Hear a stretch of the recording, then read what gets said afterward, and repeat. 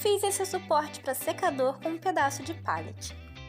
Desenhei o molde dos ganchos no papel, passei para madeira e cortei com um tico-tico.